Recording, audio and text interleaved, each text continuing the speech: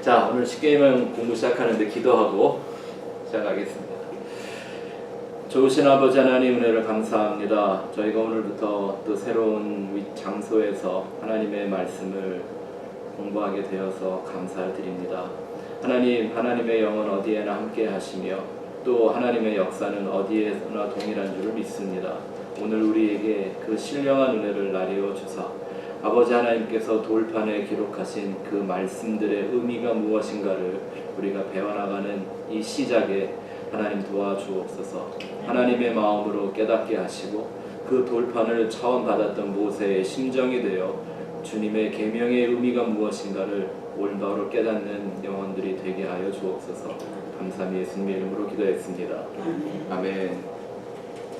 자, 먼저 여러분 제일 앞에 묘지 보면 출애굽기 20장 말씀이 있습니다. 십계명이라고 우리가 부르는 십계명이라고 부르고 싶지는 않은데 솔직히 말하면 이제 개인적인 생각으로는요. 근데 이제 그게 우리한테 그냥 대명사처럼 돼 있는 거니까, 그죠? 하나님도 원래 이름 하나님 아니잖아요, 그쵸? 우리 그건 한국말이니까. 근데 우리말이니까 하나님이라고 부르는 것처럼 십계명이라고 그러자고요. 네. 자, 20장 말씀 같이 한번 우리가 읽어보시고, 여러분 이 페이지는 항상 맨 앞에 꽂아 놓으시면 언제든지 공부할 때마다 우리가 참고할 수 있을 것 같아요. 이 출애굽기 20장 말씀이 우리가 알고 있는 십계명이라는 계명의 내용들이 기록되어져 있는 거죠. 처음에 이렇게 하나님이 말씀으로만 주셨습니다. 그리고 나중에 후에 이제 돌판을 하나님이 써서 주시게 됩니다. 십계명의 언약 우리가 공부하게 된 게 마침 지난 4주간 동안 우리는 예수님의 새 계명이 무엇인지 내용을 잘 배웠습니다. 사실 거기서 이제 제가 이 십계명으로 연결을 하면 참 좋겠다라고 생각을 했는데, 어쨌든 이 십계명이 기독교에 있어서 얼마나 중요한 건지 뭐 이건 두말하면 잔소리일 겁니다. 그쵸? 근데 그렇게 중요하다 그래서 우리가 막 그냥 완성하고 뭐 액자 만들어 이렇게 걸어 놓는다고 하더라도 이 십계명 안에 담겨 있는 진짜 하나님의 마음, 이렇게 말씀하시는 그 하나님의 뜻을 알지 못하면 그건 하나님의 말씀 아닌 거 될 수 있죠? 그쵸? 전에 우리 그런 얘기 많이 했잖아요. 성경이란 말씀이 약 같아서 아무리 좋은 약이라도 잘못 먹으면 독이 되죠. 잘 먹어야 복이 되는 것처럼 성경은 해석하는 거에 따라 생명의 말씀이 될 수도 있지만 잘못 해석하면 오히려 그 하나님의 말씀 갖고 지옥 간다고 그랬죠. 그게 얼마든지 가능해요. 왜 그래요? 그게 하나님의 구원의 섭리란 말입니다. 말씀을 주시고 그 말씀을 믿는 것과 아는 것에 하나 된 사람들만 구원하시는 게 하나님의 법칙이죠. 그래서 우리가 예수와 마귀라는 존재에 대해 공부할 때 이런 얘기 참 많이 했습니다. 예수는 마귀를 이긴 자들만을 성도라고 말하시고 그 마귀의 거짓을 이긴 사람들만 구원하기로 작정하셨다는 게 요한계시록에 기록되어 있는 전체 메시지라고 했죠. 하나님은 그런 구원의 섭리를 주시는 분입니다. 그러니까 하나님의 말씀을 이렇게 표면적으로 겉으로 드러나는 걸로만 보면 올바로 알 수 있습니까? 없습니까? 없습니다. 그냥 좋은 얘기로만 들릴 뿐이죠. 우리가 정말 구원으로 우리를 인도하는 하나님의 말씀은 그 안에 담겨있는 예수와 십자가라는 은혜와 진리이죠. 우리가 이 십계명을 통해서도 그 언약을 보려고 합니다. 십계명이라는 법을 공부하려고 하는 게 아니라 그건 그냥 10분만 외워버리면 다 외우잖아요. 뭐 사실 안 외워도 다 알잖아요. 그냥 유치원부터 배우잖아 우리는. 네, 그거 아닌데 그 안에 하나님이 정말 어떤 구원의 언약을 담아놓고 있을까, 그 내용을 좀 보려고 합니다. 십계명은 아마도 십자가를 비롯해서 기독교의 최대의 상징물이라고 해도 과언이 아니죠. 그렇죠? 그래서 왜 뭐 이런 거 많잖아요. 부부 십계명, 네? 무슨 행복 십계명, 뭐 이런 거 많이 있잖아요. 기독교 국가라고 세워졌던 이 미국이라는 나라가 기독교 국가였음을 상징하는 표가 뭐였냐면 법원마다 십계명 동상을 세우는 거였습니다. 근데 무신론자들이 하도 항의해갖고 그거 다 철거하고 있죠. 저는 다행이라고 생각해요. 뭐 보지도 않고 지키지도 않는 걸 그냥 만들어 놓고 우리는 이렇게 하나님 믿는다라고 허풍을 떠는 것보다 차라리 없애버리는 게 하나님 뜻에는 조금 더 가까이 가는 모습 맞죠? 어떻게 보면 무신론자들이 순종을 더 잘해. 네? 오늘도 말씀 중에 나오잖아요. 어떤 것도 형상이나 신상 같은 거 만들고 그걸로 니네 의를 드러내지 마라. 이렇게 하나님 말씀하시는데 말입니다. 주기도문 우리가 공부했지만 주기도문도 그렇지 않아요? 주기도문의 의미를 명확하게 알지 못하고 그거 그냥 계속 외워 제껴버리면 무슨 의미가 있냐고요. 주기도문이 아니라 주문 돼버리잖아요. 십계명도 마찬가지입니다. 그래서 자 노트를 한번 보시면 십계명의 의미를 우리가 좀 올바르게 이해하기 위해서 어떻게 십계명을 바라봐야 하느냐 그 방향을 설정하기 위해서 몇 가지 좀 질문이 필요합니다. 그냥 맹목적으로 이게 십계명이구나 그럼 믿고 지켜야지 이게 아니라 우리만큼 이제 성경을 좀 아는 사람들이라면 이런 말씀을 볼 때 이런 질문들을 좀 가질 수 있어야 합니다.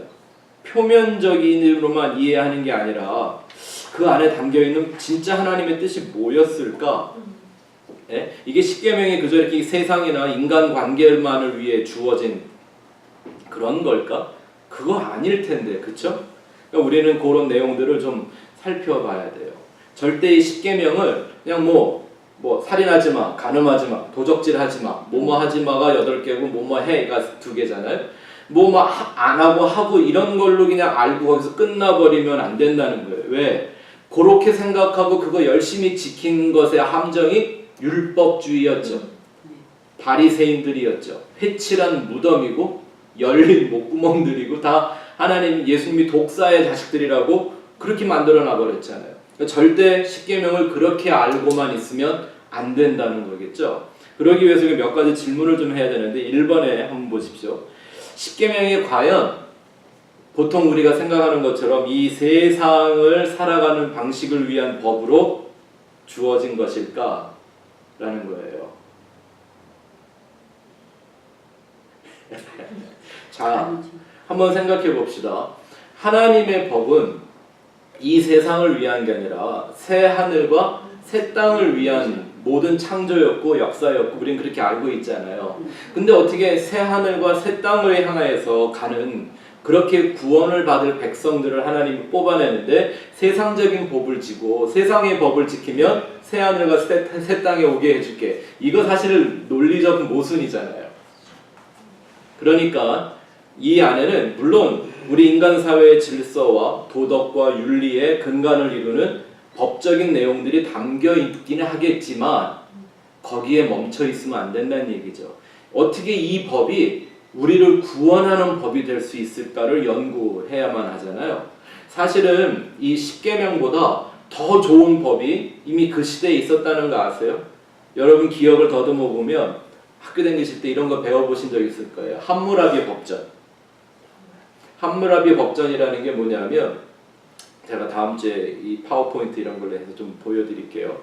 한 2m 50 정도 되는 까만 기둥에다가 어느 태양의 신한테서 법을 받았다고 한 거를 까맣게 적어 놓은 거예요. 근데 그 법전이 거의 조항이 200개가 넘는데요. 이미 인도와 근동 지방에서 지켰었는데 그 법이 기원 전 1700년경에 만들어진 거예요. 근데 모세가 받은 십계명은 언제? 출애굽 광야 시대니까 기원 전 1500년경이에요. 1500년과 1400년 그 정도로 추정을 한단 말입니다. 그러면 함무라비 법전이 십계명도 아니고 200개가 넘는 법조항을 갖고 있는 그 법전이 이미 300년 전에 있었다는 얘기예요. 그리고 그 당시에 사람들이 그런 법들을 다 지키고 살았단 말입니다. 애굽에 법이 없었을까요? 애굽에 얼마나 좋은 법들이 많았을 텐데 이렇게 그냥 어린애도 삼척동자도 보면 알 수 있는 10가지 계명 줘놓고 이거 지키면 내가 구원해 줄게. 이거는 좀 그렇게 무조건 생각하기에 좀 무리가 있지 않습니까? 이런 질문을 안 하는 게 우리 기독교를 너무 얄팍한 형식 종교로 만들어가는 지름길이란 말입니다. 또 두 번째 질문을 한번 볼까요? 구약의 십계명과 신약의 십자가, 이거 표면적으로 보면 둘이 서로 상반된 소리를 하고 있는 것 같지 않습니까? 모순 같지 않아요? 자 보세요. 십계명은 이런 거죠. 오늘 우리가 읽었지만 하나님이 말씀하시기를 이렇게 법을 주고 니네 이거 안 지키면 다 죽어 이렇게 했잖아요. 하나님이 얼마나 엄하게 놀라운 소리를 내셨는지 오늘 우리가 읽었던 출애굽기 2장에 보니까 사람들이 야 제발 하나님이 우리한테 직접 말하게 하지 말고 모세 네가 듣고 와서 얘기해줘. 왜? 우리가 그 소리 듣다 죽을 것 같다 그랬거든요. 이게 진짜 하나님의 음성을 들은 사람들의 반응이죠. 그냥 상상하는 게 아니라 진짜 들으면 죽을 것 같다니까요. 그죠? 생각해 보세요. 십계명은 그런 거예요. 근데 십자가의 메시지는 뭐죠? 니네는 이 율법 못 지키니까 내가 대신 죽어줄게 이거잖아요. 아니 그러면 도대체 아버지와 아들이 서로 지금 딴소리하네. 아버지는 죽인다 그러고 아들은 아니야 내가 대신 죽어줄게. 이게 뭐 이런 막장이 있어요. 그러면 아들과 아버지가 다른 걸까요? 십계명 주는 아버지와 십자가를 진 아들이 서로 다른 생각을 갖고 있는 거예요. 그렇지 않겠죠. 예수님 말씀하시기를 나와 아버지는 하나다 라고 하셨고 아버지가 나한테 하신 말씀이 아니면 난 절대 안 한다 라고 하셨잖아요. 그럼 분명히 이게 표면적으로 드러나는 메시지는 다른데 십계명은 죽인다 그러고 십자가는 살린다고 그러는데 이게 서로 다른 게 아니라 왜 같은지 그 공통점을 찾으면 복음이라는 진리를 발견할 수 있겠죠. 우리는 지금 그 차원으로 십계명을 공부해 갈 거예요. 재미있겠죠. 자, 또 세 번째 질문을 한번 우리가 가져볼 필요가 있는데 뭐냐면 예수님이 율법을 완성하러 오셨다고 하셨는데 다 완성하셨다고 그랬는데 십계명은 그럼 아직도 지켜야 합니까? 우리가 공부했지만 십계명은 옛 계명이잖아요. 그리고 예수님이 새 계명 주셨잖아요. 우리가 4주간 잘 배워서 아시겠지만 우리가 도저히 지킬 수 없는 옛 계명 예수님이 다 지켜주시고 우리한테 새 계명 하나만 주셨잖아요. 내가 너희를 이렇게 시작해야죠. 아버지가 나를 사랑하신 것처럼 내가 너희를 사랑한 것처럼 너희도 서로 사랑해라. 아가페 사랑. 이런 세상적인 그런 사랑 말고 오직 아가페의 사랑만 하라고 한 계명 주셨잖아요. 근데도 우리가 그러면 이 10계명을 계속 지켜야 되나요?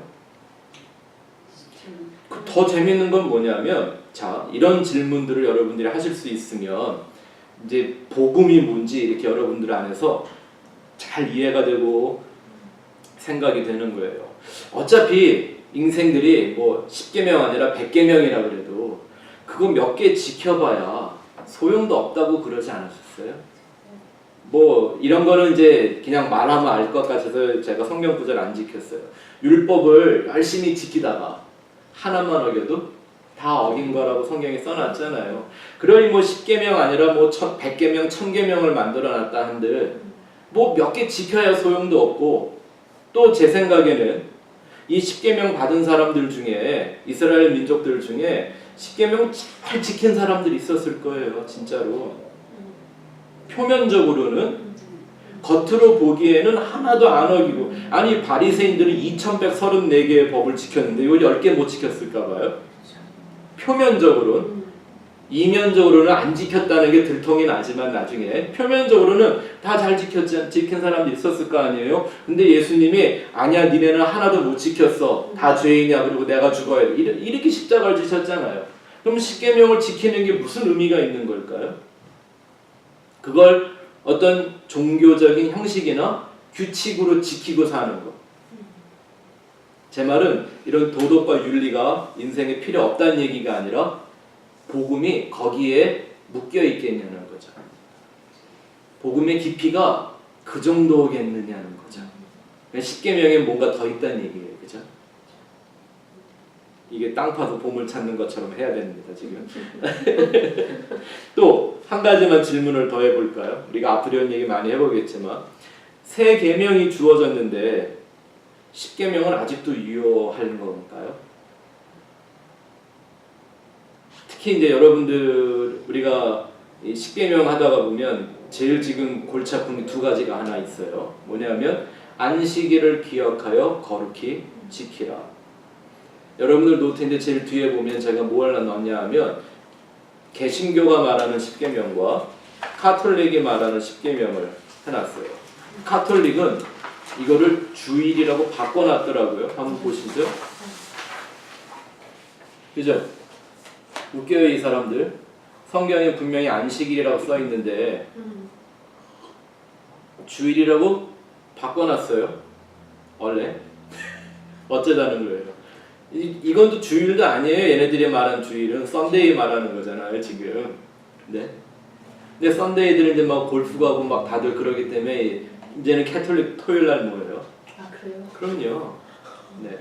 또 뭐 잘하는 뭐 열심히 하는 데는 거의 매일 미사가 있대요. 그래서 매일 뭐 일주일에 한 번만 가면 된대요. 뭐. 근데 주일이 썬데이 아닌 거잖아요, 그죠? 예? 아니 안식일 지키라 그랬는데 왜 우리는 안식일 안 지키죠? 뭐 근데 다들 하는 말이 뭐 부활의 다음 날이다, 뭐 그죠? 안 씻고 첫날 부활은 썬데이에 있었으니까 또 초대교회 뭐 전통이 어쨌다. 성경에 보면요 그 어디에도 초대교회가 썬데이만 모였다는 얘기 없어요. 그런 기록이 아예 없어요. 날마다 모였다는 얘기는 있어도 그렇죠. 아니 근데 안식일 지키라 그래서 그럼 안식일을 지키고 안식교가 진짜네? 이거 어떡할 거예요? 성경을 바꾸지 말라고 그랬는데 교회 전통이다? 아니 전통이 하나님의 말씀보다 중요해요? 우리는 이제 창세기 배워서 아세요. 아예 안식은 그 날 안식이 아닙니다. 그죠? 하나님이 말씀하신 게 그거 아니니까 네, 그런 것들을 봐야겠죠? 또 이런 건 어떨까요? 부모를 공경하라. 네? 이게 과연 우리 육신의 부모를 말하는 건지 하나님이라는 부모를 말하는 건지는 우리가 이 때가 되면 한번 성경적으로 연구를 해볼 거예요. 근데 만약 이런 경우는 어떻게 해요? 성경에 보면 부모 공경에 대한 얘기가 되게 많아요. 특히 제가 성경을 보다가 정말 깜짝 놀라고 내가 아직도 이렇게 눈 뜨고 사는 게 너무 큰 축복이구나 그런 게 뭐였냐면 부모의 말을 멸시하는 자는 까마귀가 눈을 파먹는다고 그랬어요. 오, 이야 내가 까마귀가 눈 파먹기 전에 예수 믿길 다행이지 얘기하고 안 그랬으면 네? 근데 그게 그런 얘기일까요? 만일 내 부모가 불신자예요. 불신자가 아니라 반기독교인이야. 그러나 예수 못 믿게 하면 어떻게 할 건데요? 그거는 어떻게 그거 할 거예요? 살인하지 말라고 한 하나님은 왜 살인을 명령하고 막 인간들을 이렇게 무참하게 막 다 죽여버리고 그러시죠? 네? 하나님의 사람을 죽일 때는 이렇게 하나씩 안 죽이잖아요. 그냥 막 바다에 넣고 쓸어버리고 막 장자들을 그냥 다 쓸어버리고 막 이런 식이잖아요. 더군다나 그 백성들을 약속의 땅이라는 데를 집어넣고 제일 먼저 시킨 게 뭐예요? 가서 다 죽여. 아니 무슨 약속의 땅이 사륙의 땅이 돼버려. 그러니까 이게 그냥 이런 인본주의적인 도덕과 윤리의 개념으로만 봐서는 안 된다라는 걸 제가 이렇게 좀 강조해드리려고 하는 거예요. 물론 그 기준들은 우리 인생에 반드시 필요한 기준들이기는 하지만 말입니다. 그렇죠? 또 이 구약이나 신약에 보면 참 이상한 게 많아요. 구약은 이방인들이나 원수들하고는요, 뭐 정말 생명 걸고 싸워서 다 죽이라고 그랬어요. 근데 예수님은 원수도 사랑해라. 어떤 게 맞는 거예요? 그러다가 또 원수를 사랑했다고 하라고 하셨던 예수님이 어떤 사람이 믿음에서 떠나거나 진리를 깨닫지 못해서 교회에 문제가 되는 경우가 있거든. 한두 번 가서 얘기해보고, 많이도 아니에요. 한두 번 얘기를 해보고 말 안 들으면 이방인이나 세리처럼 여겨라.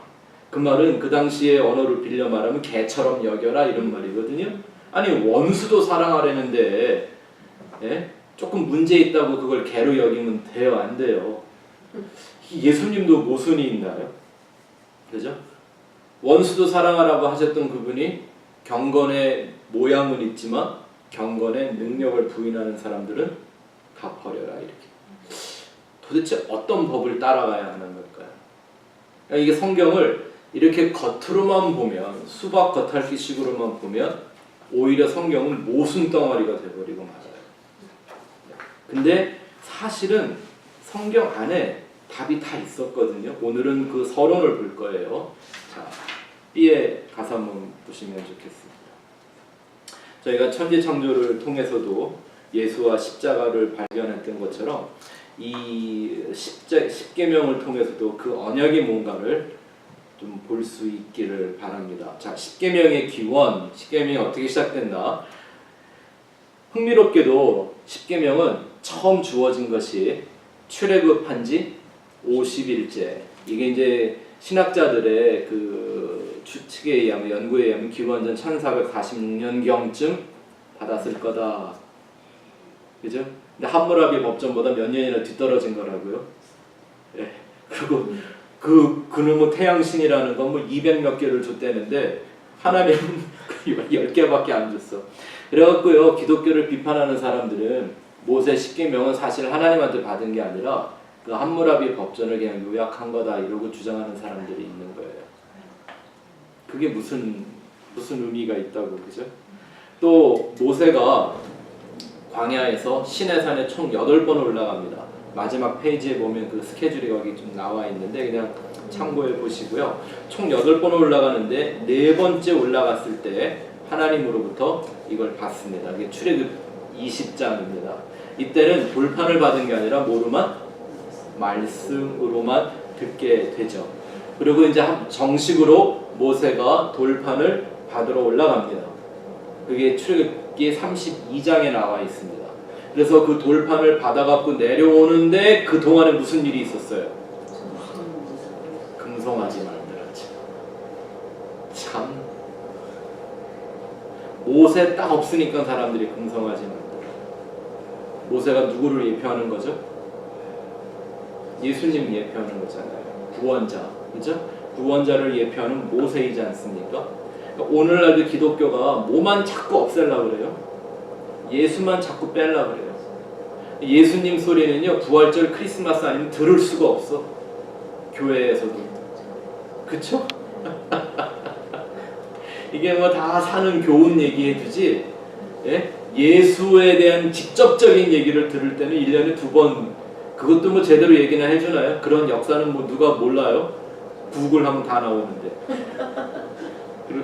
그걸 지금 요즘 설교라고 하고 있는데, 아무튼. 그래서 이 모세가 처음 돌판 2개를 받아갖고 내려오는데 금송아지를 보고 이 모세 할아버지가 얼마나 화가 났으면 그 돌판 2개를 그냥 집어 던졌는데 금송아지가 박살이 나버리죠. 근데 거기서 끝난 게 아니라 하나님이 뭐라 그래요?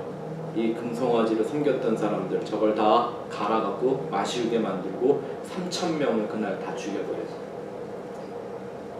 오순절날 떨어진 계명이었는데. 그런데 흥미로운 건 뭐냐면 오순절날 또 다른 사건이 하나가 생기죠. 출애굽기에 나온 이 오순절은 출애굽을 한 지 오순절에 첫 번 오순절이죠. 6월절로부터 오순이니까 하나님이 직접 말씀으로 임하셔서 역사하시더니 신약시대에 이루어졌던 그 오순절에는 6월절을 상징하는 예수님의 십자가 사건이 있고 오순절이 됐을 때 누가 임해요? 성령이 임해요. 성령 받은 베드로가 길에 나와서 그날 복음을 선포했더니 3,000명이 회개하는 역사가 일어나죠. 그러니까 이 출애굽기에 나왔던 이 사건과 신약성경 새성경에 나온 이 오순절 사건이 똑같은 내용을 품고 있다는 거죠.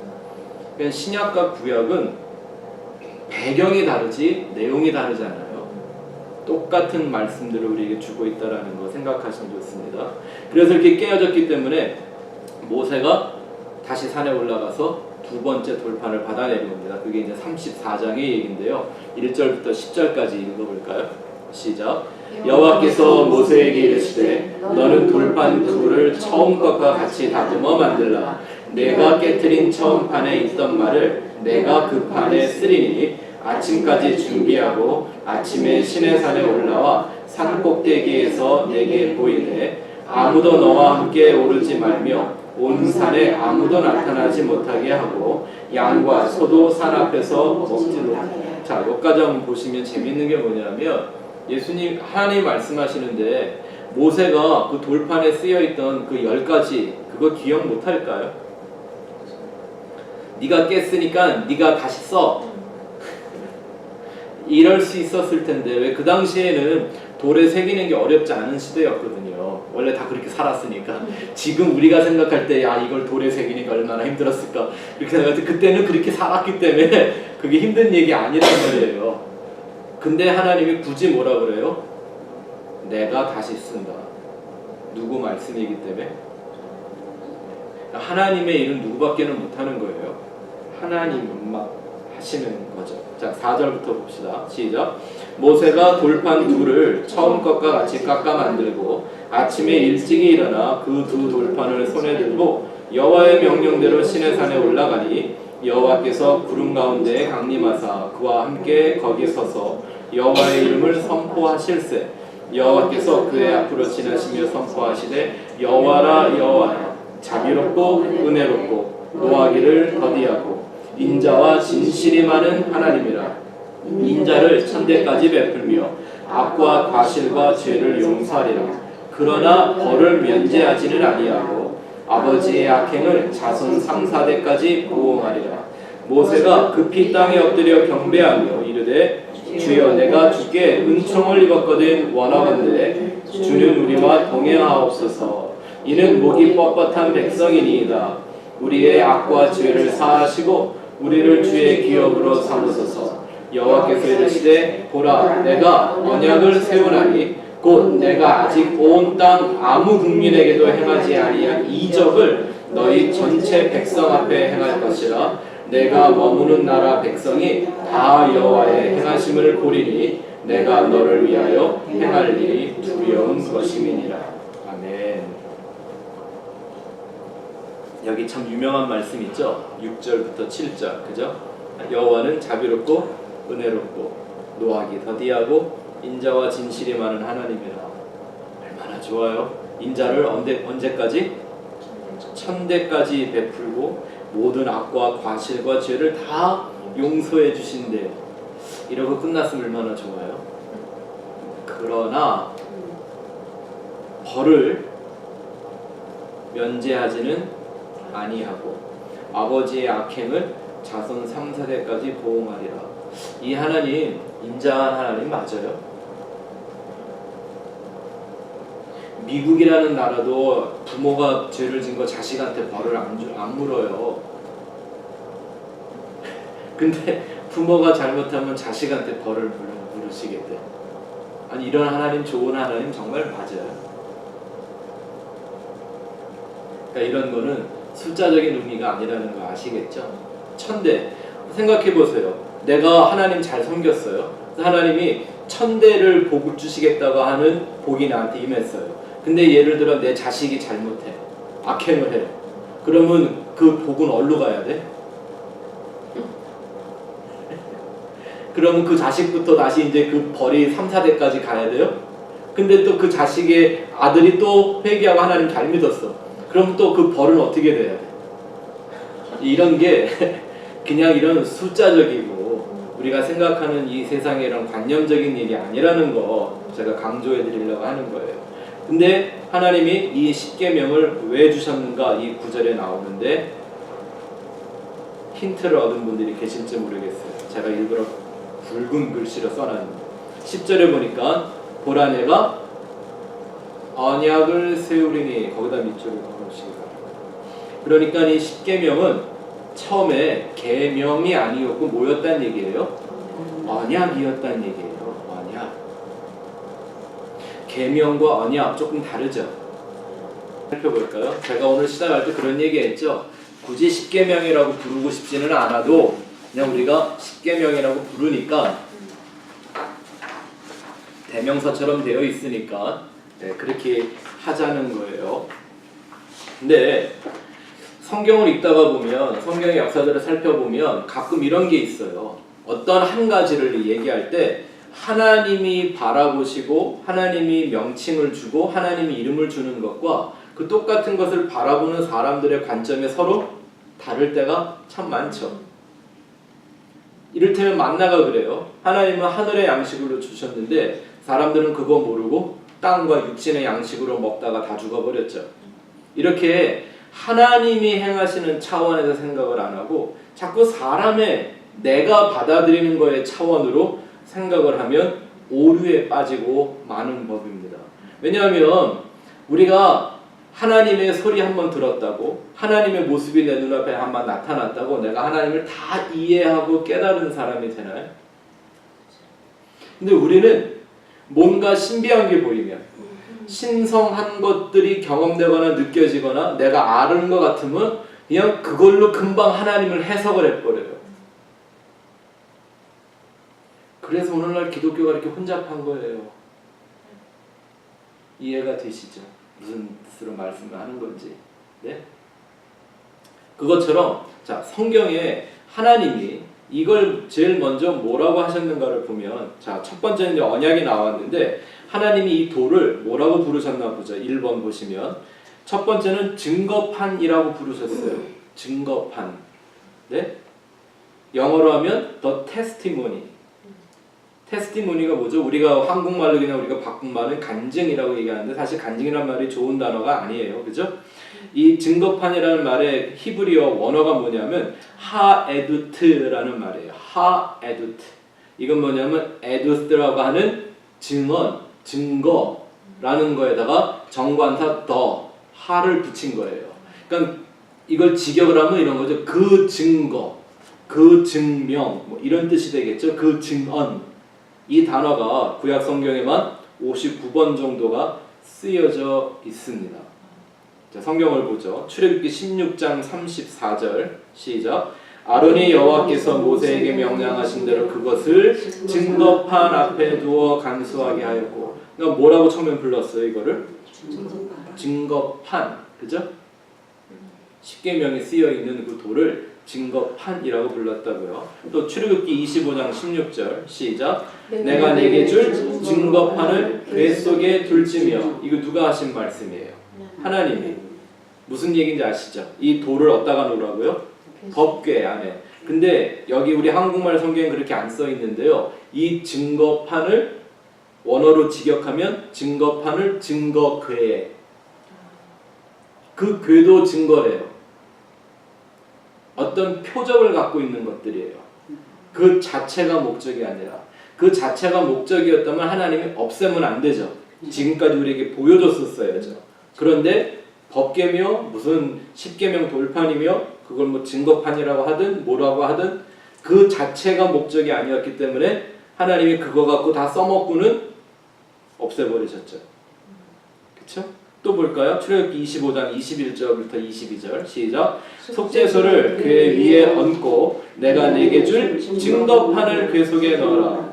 거기서 내가 너와 만나고 속죄소 및 곧 증거궤 위에 있는 두 그룹 사이에서 내가 이스라엘 자손을 위하여 내게 명령할 모든 일을 내게 이르리라. 자, 거기다 밑줄을 그어놓으시기 바랍니다. 거기서 내가 너와 만나고.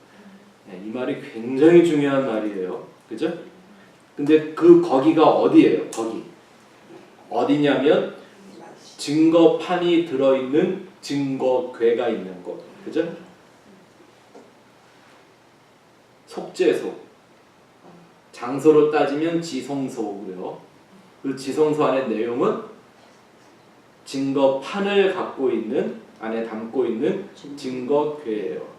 이걸 직접적으로 보면 이 지성소와 이 법궤와 이 증거궤는, 증거판 다 누구를 상징하는 거죠? 예수 그리스도를 상징하는 거죠. 그런데 동시에 또 이건 뭐의 상징이죠? 성도의 상징인 거예요.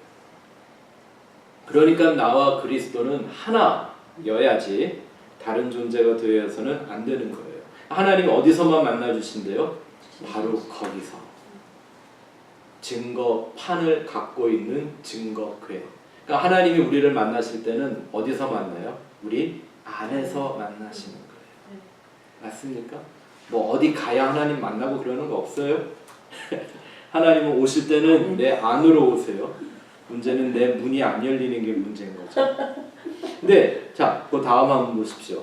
증거판이라 그랬으면 뭔가를 증거하는 게 있어야 할 거 아니에요? 그냥 돌 주고 이게 증거야? 이게 뭐예요?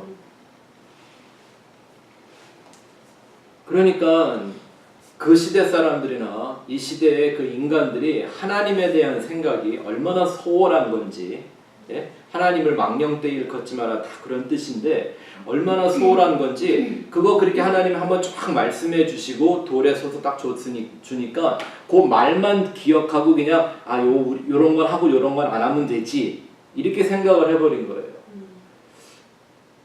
생각해 봐야 되지 않아요? 돌멩이 2개를 글자 써갖고 줘놓고 이게 증거야. 아니 무슨 증거요? 이게 증언하는 거야. 그러면 이게 뭘 증언하는 건 줄 알아야 하잖아요.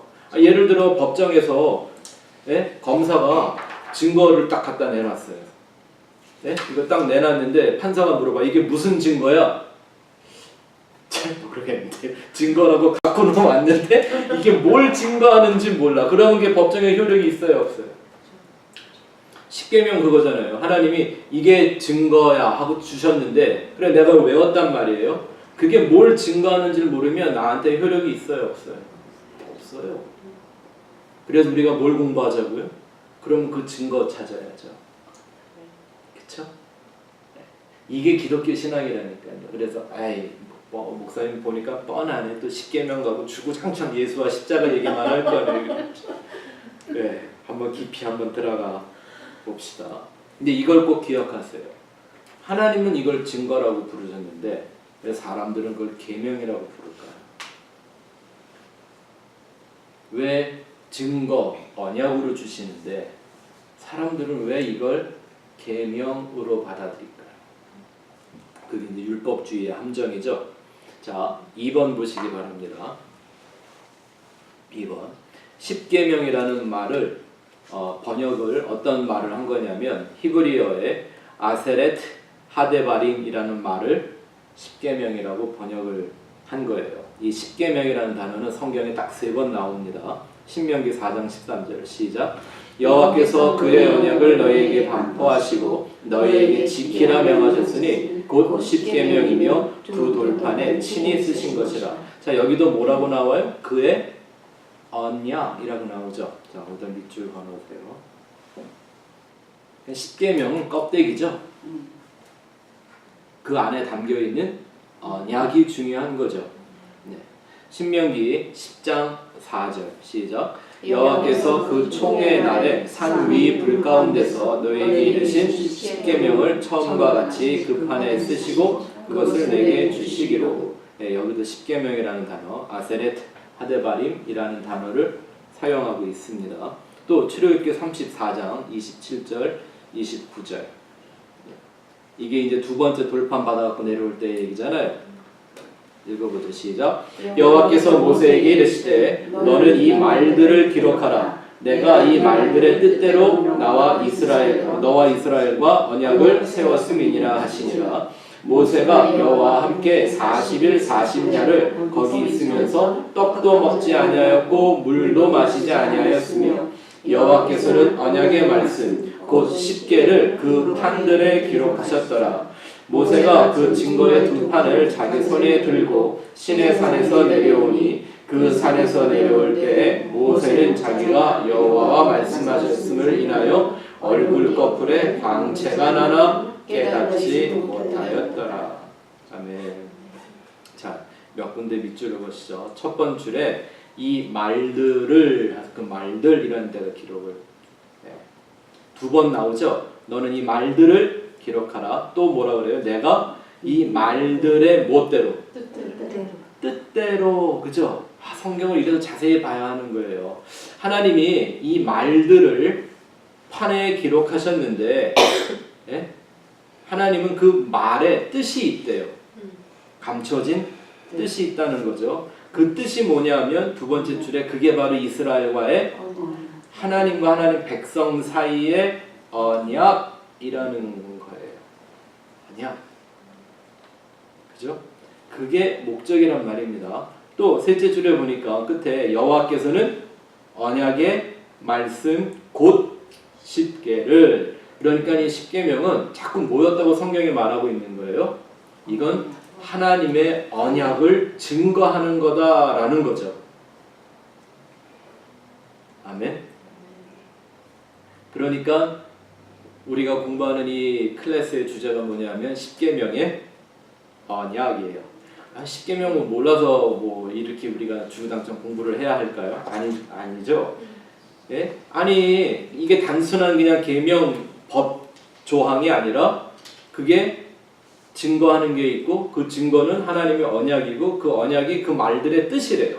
그럼 그걸 우리가 그 뜻, 언약, 증거 이걸 알아야지 껍데기만 보고 수박 겉핥기 하면 아무 소용없죠. 자, 이 아세렛 하데바림이라는 말을 한번 분석을 해보면 아세레트라는 말은 에세르라고 하는 10 혹은 10 이제 주로 이렇게 사용하는 이 단어에서 왔는데 제가 그 숫자를 써놨죠.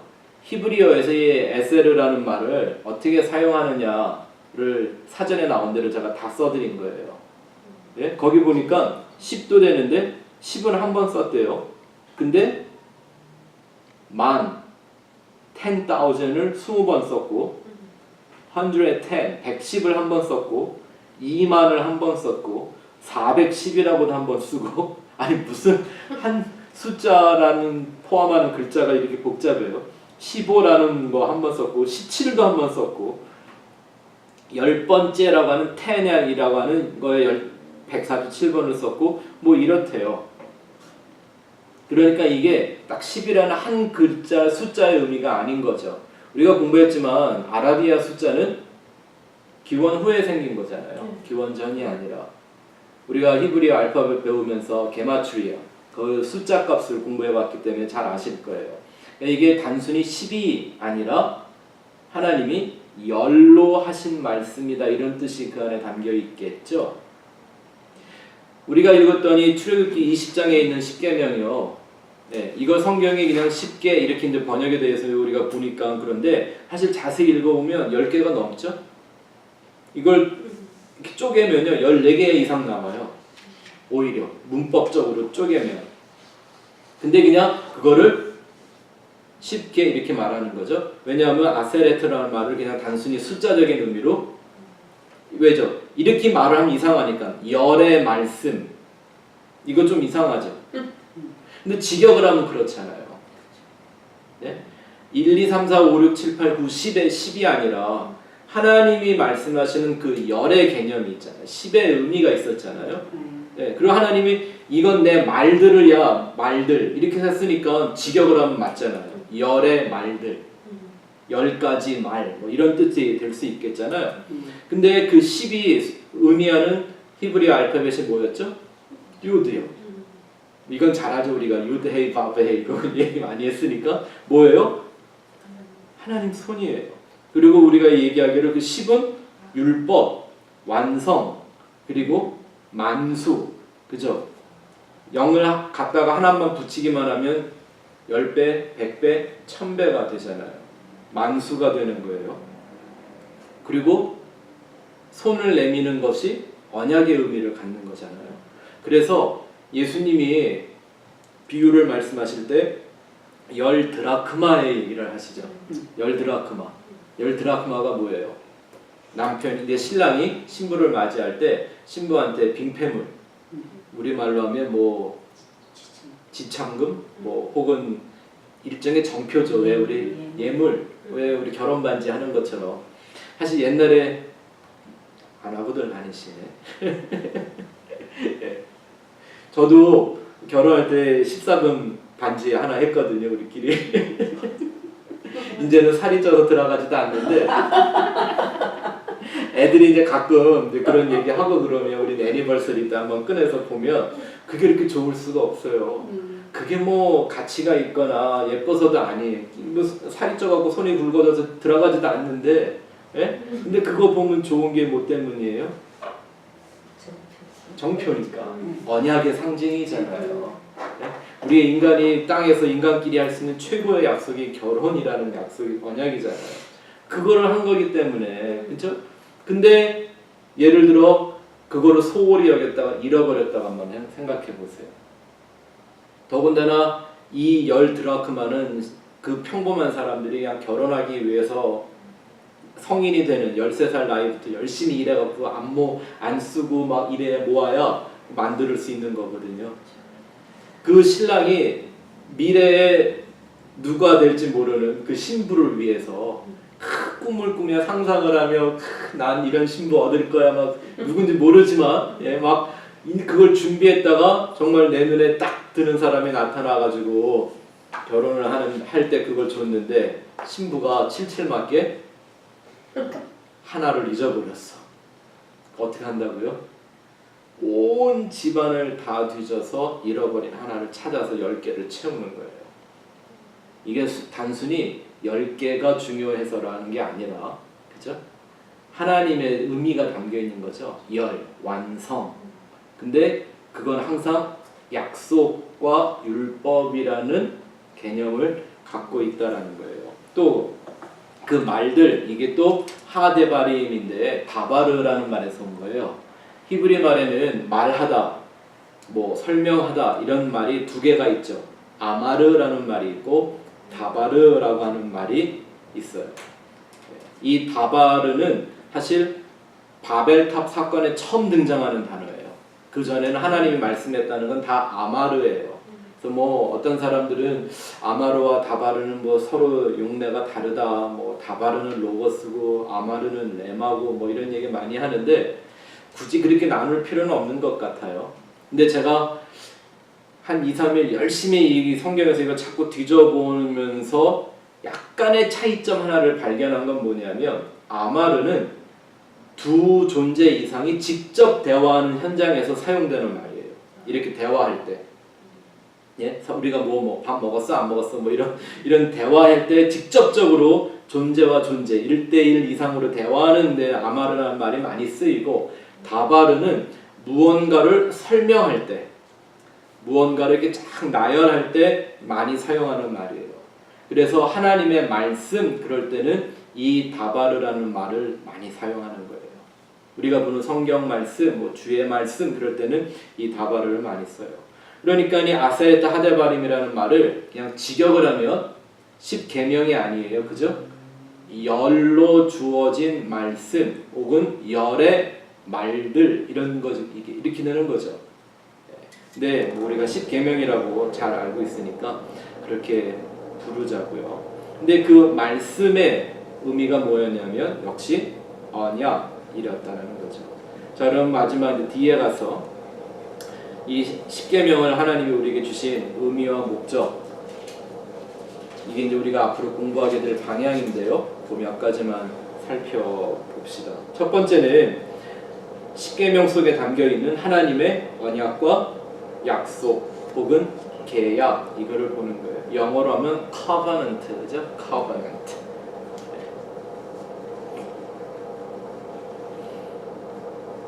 우리가 잘 알고 있는 것처럼 하나님에게 있어서 언약과 약속이란 관계의 개념입니다. 1대1 공부하신 지 오래돼서 다 기억하실나 모르겠는데 관계를 이루는 데 굉장히 중요한 두 가지 요소가 있다고 그랬습니다. 하나가 약속이고 하나는 공유하는 거예요. sharing. 그쵸? 이거로 관계가 결정됩니다. 나와 약속이 없는 관계는 그렇게 중요한 관계가 아닙니다. 하다못해 우리가 일주일에 우린 2번은 만나야 돼. 이거 뭐죠? 약속이잖아요. 네? 그렇잖아요. 저와 여러분들이 특별하고 각별한 관계인 까닭은 맞아요? 적어도 우리는 일주일에 2번 이상 만나는 시간이 약속되어 있는 사람들이에요. 그리고 우리는 그 약속을 지키고 살아요. 그러니까 이 관계가 유지되는 거죠. 근데 이 약속을 깨버리거나 약속의 범위를 벗어나면 관계 역시 사라져버리죠. 그냥 관계였다는 기억은 남아도 실제적인 액티브한 릴레이션십은 없어져 버리잖아요. 그러니까 뭐가 살아있어야 관계가 살아있죠? 약속이 살아서 작동해야 살아있는 관계가 되는 거예요. 맞습니까? 또 하나가 sharing. 얼만큼 서로 공유할 수 있느냐라는 거죠. 내 것을 얼만큼 줄 수 있느냐 이런 거죠. 이런 거죠. 네 것도 내 거, 내 것도 내 거. 다 주려며 내 가진 거 다 주고 와 그랬잖아요, 예수님이. 네? 그러니까 관계의 깊이는 얼만큼 공유할 수 있느냐가 공유의 크기가 관계의 깊이를 결정하잖아요. 네? 뭐 이건 더 설명 구구절절히 안 해도 되겠죠.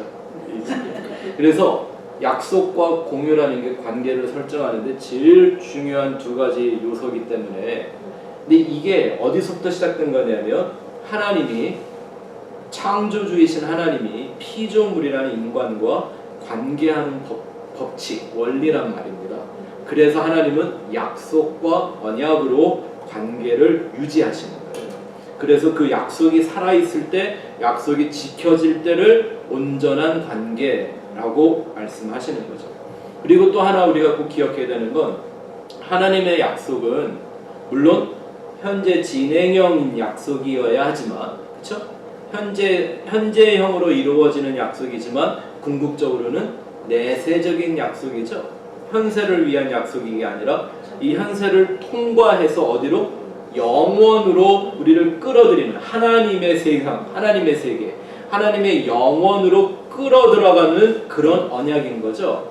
그러니까 하나님의 언약을 생각할 때 절대 지금, now, 내 눈앞에 있는 것으로만 생각하면 하나님이 이렇게 쫌스러워진단 말입니다. 그래놓고 하나님이 우상되는 거예요. 그래서 하나님의 언약은 언제나 영원한 언약이 되어야 해요. 이 세상에 있다가 없어질 언약이 아니고 영원한 언약이어야 한단 말이에요. 십계명을 그러한 의미로 우리가 살펴봐야 그 안에 담겨있는 그 10가지 말들의 뜻과 증언하는 것을 언약을 발견할 수가 있겠죠. 그리고 어떤 약속과 언약을 하면 그 약속 자체가 법적인 효력을 발생하게 되죠. 그렇죠? 그래서 우리가 예를 들어 뭐 몇 시에 만나기로 했어. 근데 어떤 사람이 한 1시간 늦게 와. 소식도 없이. 그럼 화나잖아요. 왜? 법을 안 지켰어. 벌 줘야 돼. 맞아요? 약속이 효과가 있으려면 약속이 법이 되는 거예요. 우리는 그걸 계약이라고 하는 거죠. 법이 된단 말입니다. 근데 문제는 하나님은 언약을 위해서 주시는데 이 답답한 인생들이 자꾸 그걸 법으로만 받아들이는 거예요.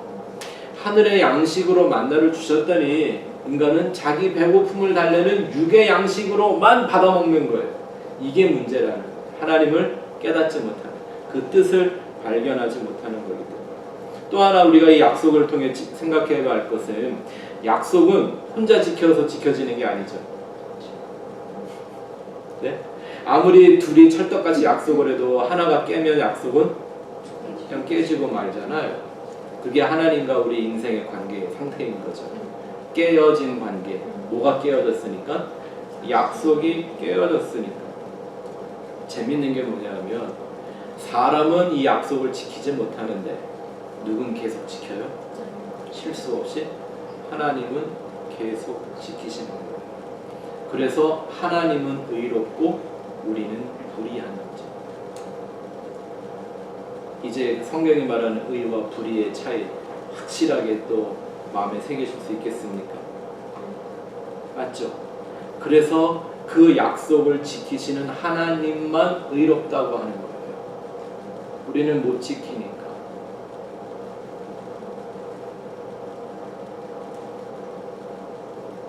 제가 늘 말씀드리죠.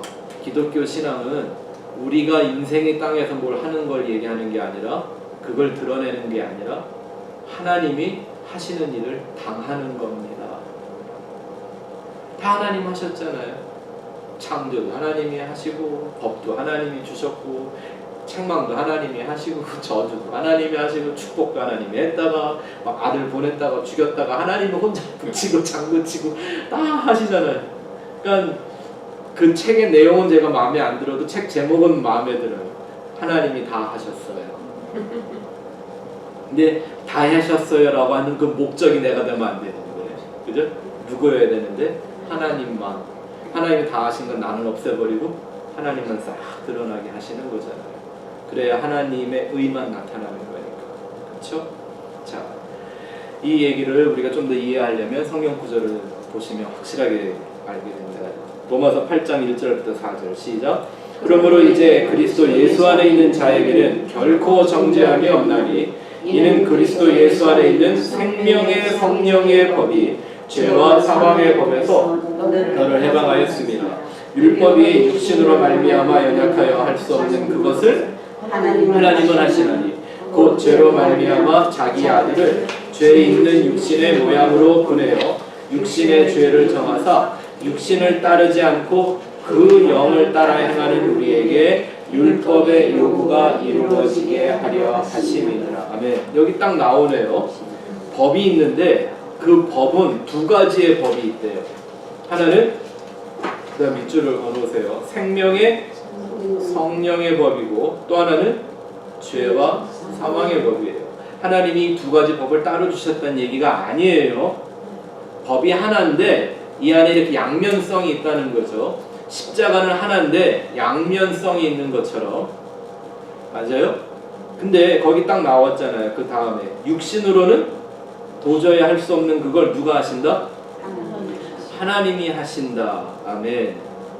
하나님이 하신 일이 뭐예요? 자기 아들 예수를 육신의 모양으로 우리에게 보내서 우리의 모든 죄를 뒤집어 씌워가지고 육신을 따르는 뭘 따르는 사람들? 영을 따르는 사람들. 이 육신과 영의 구별 이해하셔야죠. 물질이 아니라 영적인 것, 표면적인 게 아니라 이면적인 것, 비본질적인 게 아니라 본질적인 것, 껍데기가 아니라 알맹이죠. 그 알맹이 중에도 열매, 씨 있는 열매를 찾아 먹어야죠. 그래야 그게 생명나무가 되는 거죠. 하나님이 이런 약속과 법을 인간이 창조되자마자 주셨죠. 첫 번째 계명이 뭐였나요? 선악의 나무 먹지 말라고. 생명나무는 먹는데 선악의 나무에서 나오는 건 먹지 마. 이것도 역시 하나님의 계명이었는데 일종의 언약이었죠. 그렇죠? 하나님이 말씀하셨어요. 생명나무 먹으면 살고 선악의 나무 먹으면 죽어. 근데 그 인생을 그거 이거저거 먹었다고 살리거나 죽이는 걸 누가 하세요? 그죠? 누가요? 하나님이 다 하시는 거예요. 생명나무 먹으면 살려주고 선악의 나무 먹으면 죽이는 하나님이 하시는 약속이잖아요. 근데 그걸 깨버리니까 관계가 깨지는 거예요. 그래서 사람은 도망가는데 여전히 하나님은 자신의 언약을 지키며 따라다니시죠. 아담아 내가 어디 있느냐 따라다니잖아요. 찾아다니시잖아요. 왜 먹었냐? 누가 먹으라고 그랬냐? 다 친절하게 물어보시면서 그건 또 왜 해 입었냐? 그리고 확 찢어버리고 짐승 잡아서 새 옷 입히시고 하나님은 당신의 약속을 계속 지키시잖아요. 근데 그 약속이 죽이는 약속으로 살리는 약속으로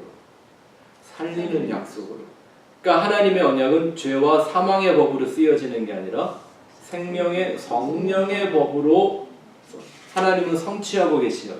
근데 인간은 그걸 하나님의 소리를 들으면 자꾸 뭐로만 받아들여요? 죄와 사망의 법으로만.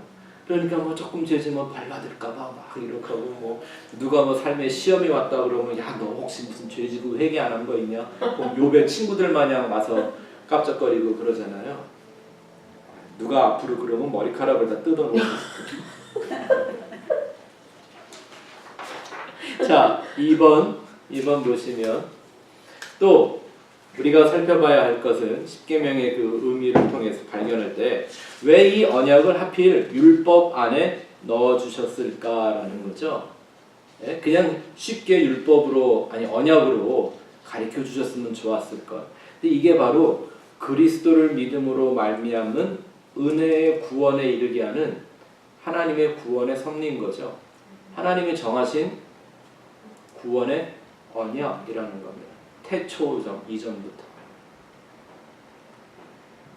결론적으로 말하면 이런 거죠.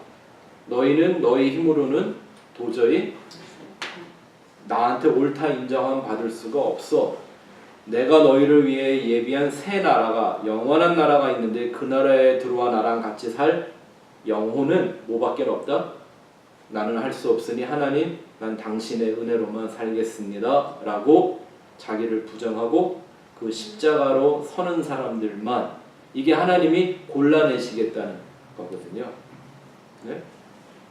인간은 이런 거를 은연중에 알고 있기 때문에 맨날 시험 봐갖고 합격시키고 불합격시키고 이렇게 사는 거예요. 흔적은 있는데 하나님만 없는 거지. 그죠? 자, 그 얘기가 갈라디아서 3장 21절 26절에 아주 설명이 잘 되어 있습니다. 시작.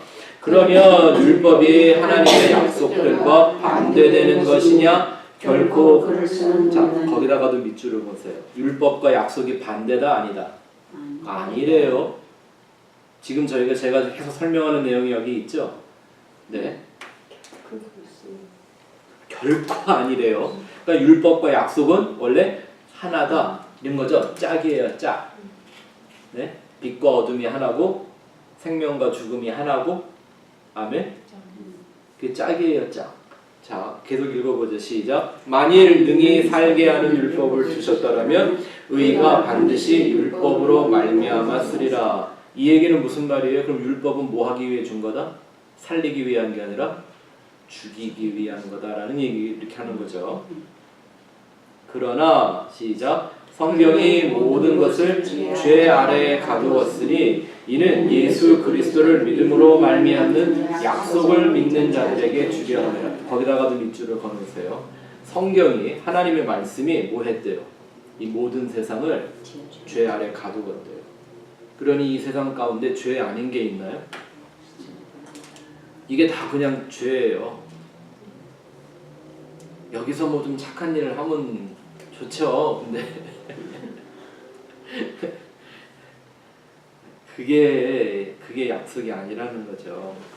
그 다음 읽어봅시다. 시작. 믿음이 오기 전에 우리는 율법 아래에 매임바 되고 계시될 믿음의 때까지 갇혔으니라. 이같이 율법이 우리를 그리스도께로 인도하는 초등교사가 되어 우리로 하여금 믿음으로 말미암아 의롭다 함을 얻게 하려 함이라. 믿음이 온 후로는 우리가 초등교사 아래에 있지 아니하도다. 너희가 다 믿음으로 말미암아 그리스도 예수 안에서 하나님의 아들이 되었으니. 좀 거짓말 좀 못하면 저는 이 구절을 수천 번을 읽었을 건데 읽을 때마다 새롭습니다. 읽을 때마다.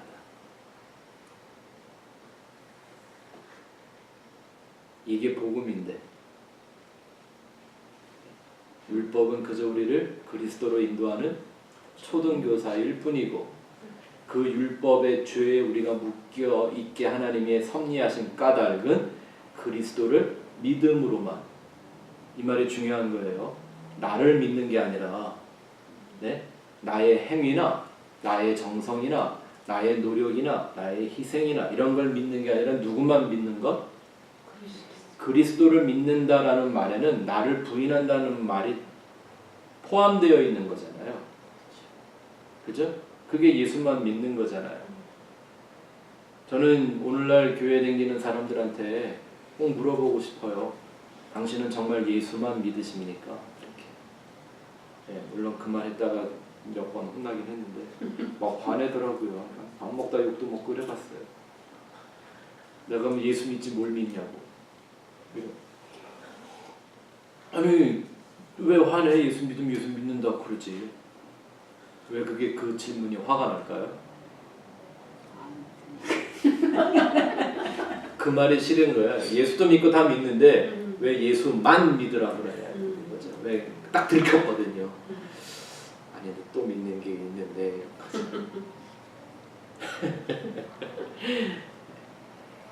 이거는 잘 보십시오. 율법이 없이는 약속을 온전히 깨달을 수 없다라는 거죠.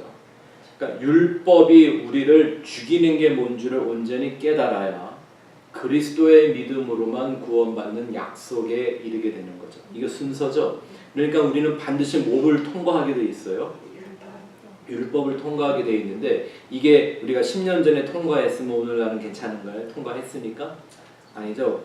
이 세상이 그 율법의 죄 아래 갇혀 있는 거라며요. 그러니까 우리 인생 전체가 뭐 하는 거예요? 율법을 통과하는 과정이죠. 통과하는 과정 속에서 끊임없이 우리는 그 율법에 의해 맞아 죽는 걸 경험하는 거고, 나의 죄인됨, 나의 사망의 상태, 영적 파산의 상태를 끊임없이 경험하면서 우리는 그럴수록 더 깊이 있게 누굴 찾아요? 그리스도를 찾고 그 은혜를 구하게 되는 거죠. 신앙이 글로 가야 정상이란 말입니다. 근데 오늘날은 어떻게 된 게 교회 안에 은혜를 말하는데 율법 없는 은혜를 말하고, 율법이 잘 뭔지도 몰라요. 그냥 열심히 지키면 복 받는 줄만 알지. 이런 율법이 없는 은혜를 말하고, 율법 없는 은혜 말하면요, 예수 없는 하나님 말하는 거고, 십자가 없는 예수를 말하는 거예요. 그건 복음이 아닙니다. 그 이름들 뭐 성경에 있는 거 다 해도 그건 절대 복음이 되지 않는다는 거. 한번 여쭤볼게요. 고진감래가 복음입니까? 대기만성 복음입니까? 입춘대기 이런 거 맞나? 이거 복음 맞아요? 아니라는 거예요. 좋은 말인 건 맞아요. 하지만 복음은 아니에요. 자, 또 한 구절 볼까요? 로마서 7장 6절부터 13절 시작. 그런즉 우리가 무슨 말을 하리요? 율법이 죄냐? 그럴 수 없느니라. 율법으로 말미암지 않고는 내가 죄를 알지 못하였으니 곧 율법이 탐내지 말라 하지 아니하였더라면 내가 삼심을 알지 못하였으리냐. 그러나 죄가 기회를 타서 계명으로 말미암아 내 속에서 온갖 탐심을 이루었나니 이는 율법이 없으면 죄가 죽은 것임이라. 전에 율법을 깨닫지 못할 때에는 내가 살았더니 계명이 이름에 죄는 살아나고 나는 죽었도다. 생명에 이르게 할 그 계명이 내게 대하여 도리어 사망에 이르게 하는 것이 되었도다. 죄가 기회를 타서 계명으로 말미암아 나를 속이고 그것으로 나를 죽였는지라. 이로보건대 율법은 거룩하고 계명도 거룩하고 의로우며 선하도다. 그런즉 선한 것이 내게 사망이 되었느냐? 그럴 수 없느니라. 오직 죄가 죄로 드러나기 위하여 선한 그것으로 말미암아 나를 죽게 만들었으니 이는 계명으로 말미암아 죄로 심히 죄되게 하려 함이라. 우리는 십계명을 공부하면서 앞으로 이 10가지의 말씀을 갖고 이 작업할 거예요.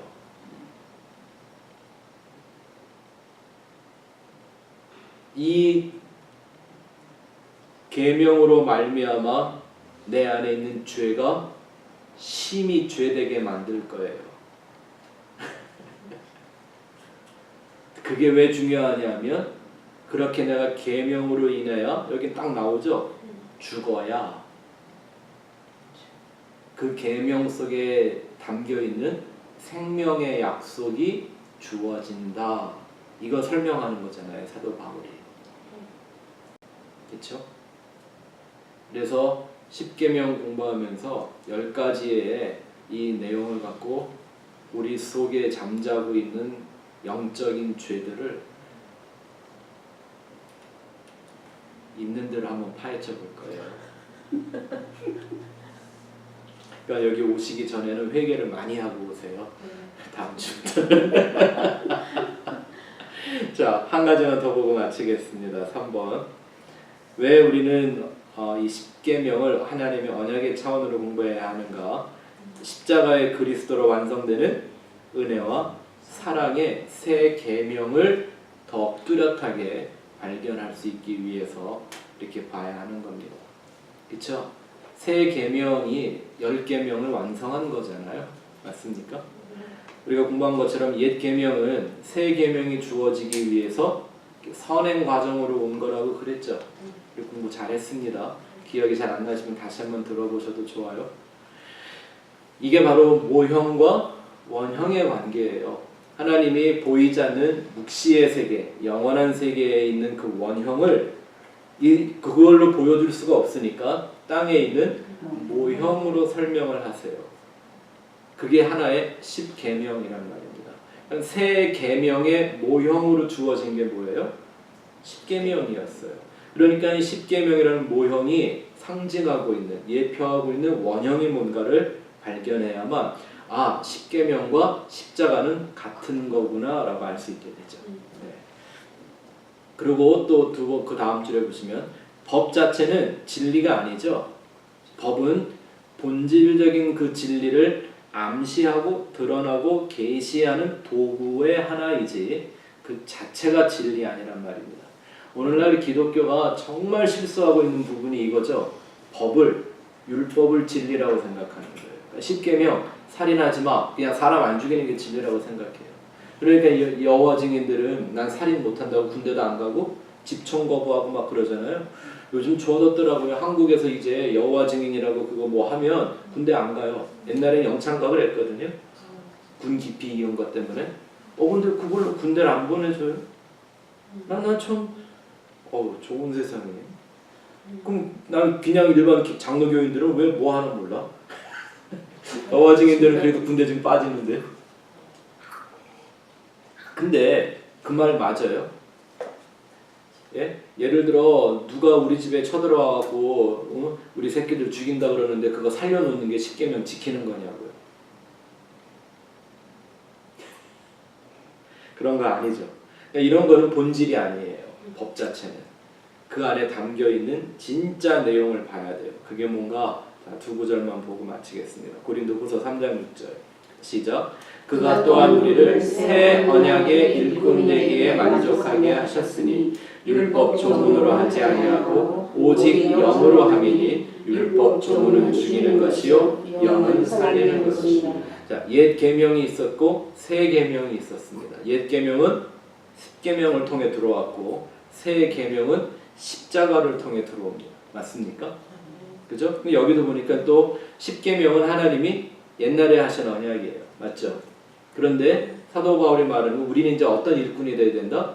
새 언약의 일꾼이 되어야 된다. 다른 게 아니라 그 옛 계명이 가지고 있었던 그것이 우리에게 왜 언약인지 그거를 드러내고 알리는 자들이 되어야 한다 그랬잖아요. 또 딱 설명이 되어 있네요. 율법 조문으로 하지 않고. 그러니까 돌판에 쓰여진 그 10가지의 말로 하는 게 아니다 이런 얘기죠.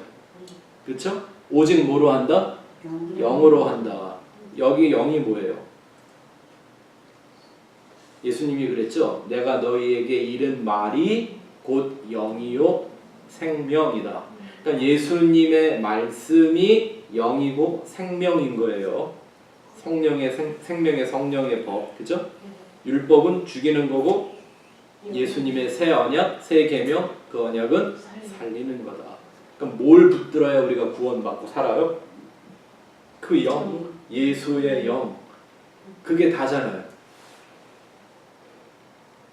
근데 자꾸 바리새인들 마냥 그 무슨 복 받는 법이라든지 세상에서 잘 되는 법을 막 기도 확장시켜 나가면서 율법을 자꾸 늘려놓는 거, 이건 살리는 거예요, 죽이는 거예요? 뭐 말도 안 되는 얘기하면서 이런 거에 순종하면 하나님 복 받는다? 이거 사실 다 사람을 오히려 죽이는 거죠. 여기 힌트가 하나 나갔네요. 살인하지 마 라는 말이 진짜 사람 죽이지 말라라는 말이었을까? 진짜 죽이는 건 그의 영을 죽이는 거잖아요. 그쵸? 10계명을 이렇게 공부할 거예요. 아니 다 성경에 있는 거죠. 자, 하나만 더. 갈라디아서 5장 4절 6절 시작. 율법 안에서 의롭다함을 얻으려 하는 너희는 그리스도에게서 끊어지고 은혜에서 끊어진 자로다. 우리가 성령으로 믿음을 따라 의의 소망을 기다리노니 그리스도 예수 안에서는 할례나 무할례나 효력이 없으되 사랑으로서 역사하는 믿음뿐이니. 자 보세요. 율법으로 자기가 의롭다함을 얻으려는 사람들은 어떤 사람들이다? 그리스도에게서 끊어졌고 은혜에서도 끊어진 자다. 이거 뭐 끝장난 거네요. 기독교를 하나의 종교, 율법, 형식, 전통, 도덕, 윤리, 교훈, 계명 이런 걸로 지키려고 생각하고 그걸 신앙이라고 알고 있는 사람들은 실상은 뭐예요? 그리스도와 은혜에게서 끊어지는 사람들이래요. 성경에 이런 말씀들이 무섭지 않아요? 어떻게 예수 믿는다고 교회 다니면서 딴 생각을 할 수 있는가 모르겠어요. 이런 구절들을 성경에 써 있는데 우리는 뭐만 기다린다? 의의 소망. 우리의 의는 누구라고요? 그 약속을 지키실 수 있는 예수 그리스도만 기다리는 거죠. 우리는 못한다 그러잖아요. 해도 소용없고 흉내는 낼 수 있어요. 근데 그게 가짜래요. 그게 가늠하는 거지 뭐예요? 그죠? 내가 꼭 누구랑 가늠해야 가늠인가요? 하나님의 신부 아닌데 신부인 척하는 게 가늠하는 거죠. 사랑으로 역사하는 믿음, 아가페 사랑으로 나타나는 믿음, 이것만이 우리가 소망하는 거다라고 얘기하고 있어요. 그래서 앞으로 우리가 할 수 있으면 한 주에 한 계명씩 공부해 나가려고 합니다. 10가지 그 안에 담겨있는 언약, 하나님의 약속, 그게 뭔지 우리가 더 뚜렷하게 배워가도록 하려 하는데 내용은 여러분들이 지금까지 들어왔던 똑같은 예수와 십자가의 도예요. 하지만 우리가 들으면 들을수록 그것은 내가 자꾸 채워지고 성결해지고 하나님이 원하시는 사람으로 변화되어져가는 그런 걸 원하는 거죠. 여러분들이 기도하면서 열심히 잘 배우시기를 바랍니다.